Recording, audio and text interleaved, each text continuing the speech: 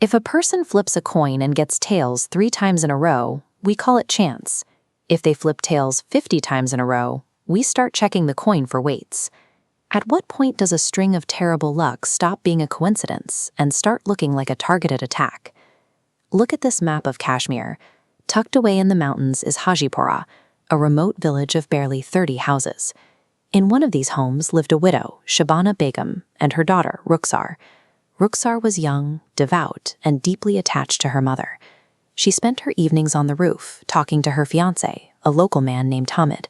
They were weeks away from their wedding, happily planning their future together. A peaceful life in a quiet village creates a high baseline of happiness. When you are standing that high up, a sudden drop is devastating, and Ruksar was about to fall. Late one night, a month before the wedding, Shabana Begum received a frantic phone call. Hamid had been rushed to the hospital. His symptoms materialized out of nowhere. Severe stomach pains gave way to violent episodes of vomiting blood. Before doctors could even stabilize him, Hamid died. Healthy young men rarely suffer fatal, spontaneous internal hemorrhaging without an underlying cause. Was this a freak medical failure, or was an unseen variable suddenly operating in Ruksar's life? In isolation, a sudden death is dismissed as a random tragedy, but looking through the lens of an investigation, a single, inexplicable event is often the first data point in a deadly pattern.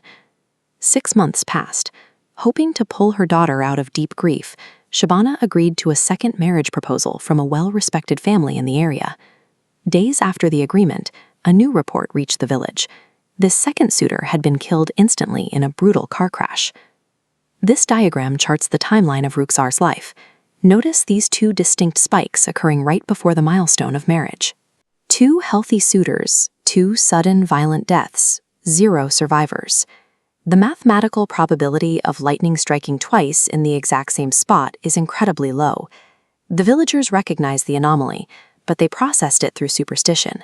They branded Ruksar as Manhus, a regional term meaning cursed or an omen of bad luck. The community entirely severed ties with her. For the next 4 years, Shabana and Ruksar lived in absolute psychological and physical isolation. No one visited, no one called. Social isolation is an incredibly effective tactic. It strips away their support network, severing the community's warning systems. Ruksar was now perfectly cut off, fully exposed to whatever was orchestrating these events. After 4 years of total silence, the doorbell rang. Standing on the porch was a third suitor, completely unprompted. He presented a bizarre profile. He was strikingly handsome, with piercing blue eyes, and possessed an intimate knowledge of Ruksar and her home, despite her years of complete seclusion.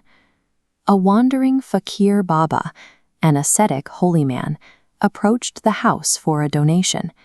He locked eyes with the young man on the porch and immediately froze in terror. The fakir pulled Shabana aside, his voice shaking. He told her the entity in her house was a manifestation of death that would systematically wipe out her entire bloodline.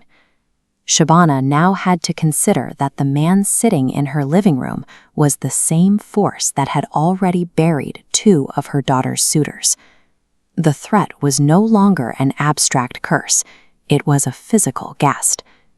Desperate for answers, Shabana waited until evening and tracked the fakir back to his local shrine to find out exactly what was inside her home. She never got to ask her questions. As she approached, an invisible force yanked the fakir upward into the bleak night sky, suspending him before violently dropping him to the ground. Out of the shadows, the entity materialized in front of the terrified mother. It confirmed it was the exact same force that had stood on her porch, shapeshifted into the handsome third suitor. She was looking at a Khabis Jinn. In regional folklore, a Jinn is an unseen spirit, but a Khabis is a specific malevolent classification.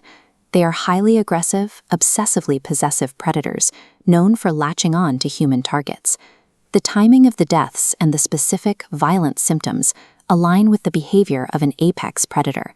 The Jinn had been methodically identifying and removing its romantic competition for years. Look at this flowchart of the entity's operational strategy. Observe, eliminate, isolate, claim. It spent months observing Ruksar, eliminated her suitors, and used village paranoia to isolate her completely. Standing over the fakir's body, the Jinn delivered a final ultimatum to Shabana. It would return in exactly 1 week, on the first night of the new moon, to execute the final step and claim Ruksar as its bride. Folkloric entities like the Khabis Jinn serve a distinct psychological purpose. When a family suffers cascading, inexplicable tragedies, it is unsettling to accept that the universe is random. A demon gives that grief a face and a motive. Shabana and Ruksar were left in an inescapable countdown, trapped by an obsessive predator that had spent years orchestrating their isolation. The final step of the plan was now only 7 days away.